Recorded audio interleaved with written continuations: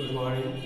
पिछले वीडियो में हम लोगों ने पढ़ा था मिट्टी संसाधन के बारे में, यानी प्रकृति द्वारा जितने भी संसाधन दिए गए हैं उनमें मिट्टी एक सबसे महत्वपूर्ण संसाधन है।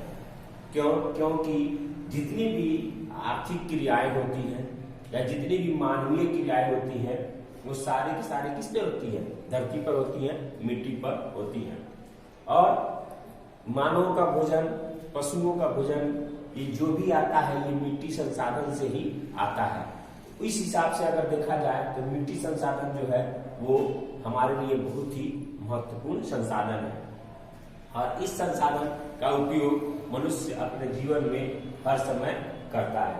तो उस संसाधन के बारे में हम लोगों ने जाना कि संसाधन क्या होता है। अब उसके प्रकार दिया गया है, मृदा के प्रकार। अगला टॉपिक, मृदा को कितने भागों में बांटा गया है, ये उसके गुण और धर्म कर्म के आधार पर मिट्टियों को यहाँ पर 6 प्रकार में लगभग सब बांटा गया है, उसका प्रकार बांटा गया है। क्योंकि हर गुणवत्ता के आधार पर और उसके गुण के आधार पर मिट्टियों को प्रकार में बांटा गया है।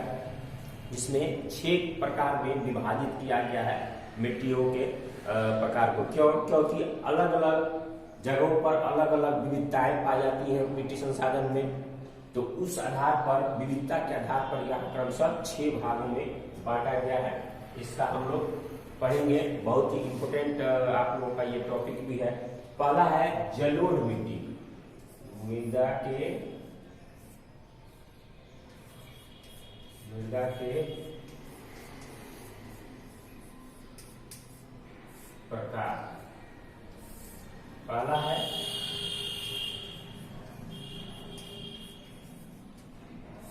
जलोढ़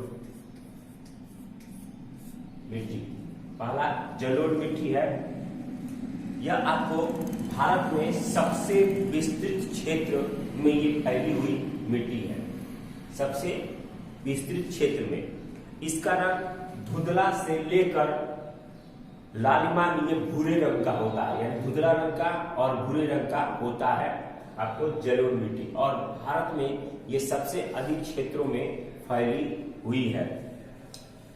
पुरानी और नवीन जलोढ़ के मिलाकर जो क्षेत्र में मिट्टी पैदा हुई है उसको हम लोग बांगर भी कहते हैं। आज ग्रामीण देहात में आप जाइएगा तो लोग कहते हैं कि बांगर में है, तो बांगर में जलोढ़ मिट्टी का जमाव हुआ तो उससे हम बांगर भी, इस मिट्टी को हम लोग बांगर भी कहते हैं।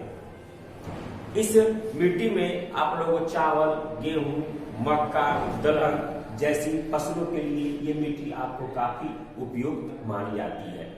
इन सारी फसलों के लिए जलोढ़ मिट्टी काफी अच्छी मानी जाती है और इस मिट्टी पर गहन कृषि की जाती है। गहन कृषि कहने का मतलब है एक के बाद एक फसलों का लगाना, यानी साल में 2-3 फसलों का उत्पादन कर देना, वो गहन कृषि कहलाता है। और इस मिट्टी पर सबसे अधिक गहन कृषि की जाती है। इसी कारण से इस मिट्टी के आसपास सघन जनसंख्या भी आप लोगों को मिलता है, यानी बहुत अधिक जनसंख्या इस मिट्टी पर मिलता है। तो ये हो गया आपको जलोढ़ मिट्टी। आप लोग वीडियो देख के अपना फिगर बना सकते हैं। दूसरा है काली मिट्टी।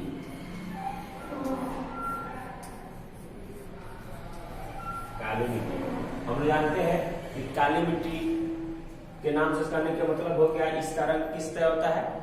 काला होता है और ये कपास की खेती के लिए काफी उपयुक्त मानी जाती है। काली मिट्टी कपास की खेती के लिए काफी उपयुक्त मानी जाती है। आपको बंगाल, आंध्र प्रदेश यानी कुछ क्षेत्रों में काली मिट्टी पाई जाती है जहाँ कपास की खेती सबसे अधिक होती है। इसलिए कपास की फैक्ट्री यहाँ आपको कलकत्ता में सबसे अधिक मिलेगी। और इस मिट्टी को आप लोग काली मिट्टी या कपासी मिट्टी भी कहते हैं। इस मिट्टी को काले रंग के होने के कारण इसको कपासी मिट्टी और काली मिट्टी भी कहते हैं, क्योंकि कपास की खेती इसमें सबसे अधिक की जाती है। इस मिट्टी का एक दूसरा स्थानीय नाम रेगुर भी है। रेगुर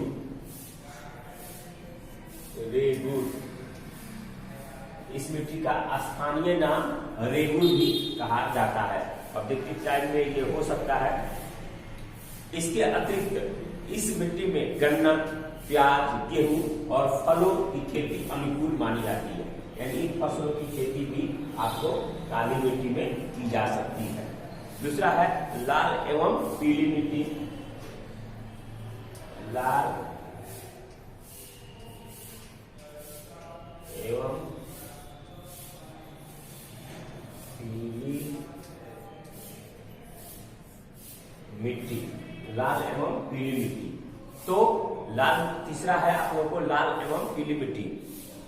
इस मृदा में लौह अंश की मात्रा ज्यादा होती है, यानी लोहा की मात्रा ज्यादा होती है, लौह अंश की मात्रा ज्यादा होती है, इसीलिए इसे लाल मिट्टी के नाम से हम जानते हैं। और इसी के लौह अंश के कारण ही इसका रंग लाल होता है, इसीलिए हम इसे लाल मिट्टी के नाम से जानते हैं। इस मिट्टी में अगर सिंचाई की व्यवस्था की जाए बढ़िया, तो चावल, बाजरा, ज्वार, मक्का, मूंगफली, तंबाकू और फलों का उत्पादन इस मिट्टी में अधिक किया जा सकता है। लेकिन सिंचाई की भरपूर व्यवस्था उस मिट्टी में होनी चाहिए और लौह अंश की मात्रा इसमें होती है, इसीलिए इसे हम लाल एवं पीली मिट्टी के नाम से जानते हैं। उसके बाद चौथा हो जाएगा आप लोगों का लैटेराइट मिट्टी। लैटेराइट मिट्टी, तो लैटेराइट मिट्टी किसे कहते हैं? चूंकि यह आपको लैटिन भाषा, लेटर से उत्पत्ति इसकी हुई है। लैटिन जो शब्द है, वर्ड है लेटर, लेटर से ये उत्पत्ति हुई लैटेराइट, इसीलिए इसको लैटेराइट मिट्टी भी कहते हैं, जिसका अर्थ होता है ईंट। यानी ग्रीक भाषा में लेटर से लैटेराइट उत्पन्न हुआ है और लेटर का मतलब होता है ईंट, यानी इसकी ईंट की जैसी मिट्टी। इस मिट्टी में ह्यूमस की मात्रा बिल्कुल नहीं होती है, नगण्य होती है, यानी इस मिट्टी में ह्यूमस की मात्रा नहीं पाई जाती है। एल्युमिनियम और लौह ऑक्साइड के कारण इसका रंग लाल होता है, यानी एल्युमिनियम और लोहे के ऑक्साइड के, लौह ऑक्साइड के कारण इसका रंग लाल होता है। और इस मिट्टी, यह मिट्टी कर्नाटक, केरल और तमिलनाडु जैसे राज्यों में काफी पाई जाती है लैटेराइट मिट्टी। तमिलनाडु, आंध्र प्रदेश और केरल में इस मिट्टी में काजू की खेती सबसे अधिक की जाती है और काजू की खेती के लिए यह उपयुक्त मानी जाती है। तो ये आप लोगों का हो गया लैटेराइट मिट्टी। तो लैटेराइट मिट्टी आपको कहा तमिलनाडु, आंध्र प्रदेश और केरल में इस मिट्टी में काजू की खेती अधिक पाई जाती है, काजू की खेती इसमें अधिक की जाती है। पांचवा है मरुस्थलीय मिट्टी। मरुस्थलीय मिट्टी, मरुस्थलीय मिट्टी, ये इस मिट्टी का रंग भी लाल या हल्का भूरा होता है। इस मिट्टी का रंग भी लाल और भूरा होता है। यह ह्यूमस रहित बालुई मिट्टी वाले क्षेत्रों में ये मिट्टी आपको विकसित होती है और ये मिट्टी पाई जाती है। इसमें बहुत कम ह्यूमस की मात्रा होती है। इस मिट्टी में वनस्पति और उर्वरक खनिज का अभाव पाया जाता है। इस मिट्टी में वनस्पति और उर्वरक का अभाव पाया जाता है, किंतु लेकिन सिंचाई की व्यवस्था कर कपास, चावल, गेहूं का उत्पादन इस मिट्टी में किया जा सकता है। कपास, चावल और गेहूं का उपज इसमें किया जाता है। मरुस्थलीय आप समझते हैं रेगिस्तान मिट्टी, जहाँ बालू ज्यादा हो, उसको हम मरुस्थलीय मिट्टी कहते हैं। छठा हो गया पर्वतीय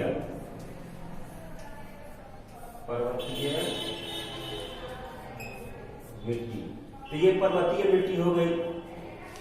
इस मिट्टी आपको जलोढ़ पंखों द्वारा, ये आपको विशेषकर नदी, खेतों में सोपानों द्वारा, खेतों में नदियों द्वारा ये आपको बहा कर लाई जाती है और ऊंची ढलानों पर ये आपको चावल और गेहूं की खेती इस क्षेत्रों में सबसे अधिक की जाती है। क्यों? क्योंकि ये ढलान क्षेत्र पर श्रेणुमा खेत बनाकर आपको पानी रोक कर और इस पर्वतीय मिट्टी में आपको चावल और आलू की खेती सबसे अधिक की जाती है। चावल यहाँ कुछ किस्म का पाया जाता है और इसलिए इसे हम पर्वतीय मिट्टी, चूंकि पहाड़ों में पर्वतीय क्षेत्रों में विकसित की जाती है उसमें, और उसमें चावल की खेती और आलू की खेती की जाती है। तो इस प्रकार मृदा के प्रकार हो गए आपको 6, आप लोगों ने जाना। अगले वीडियो में हम लोग इसके और आगे पढ़ेंगे।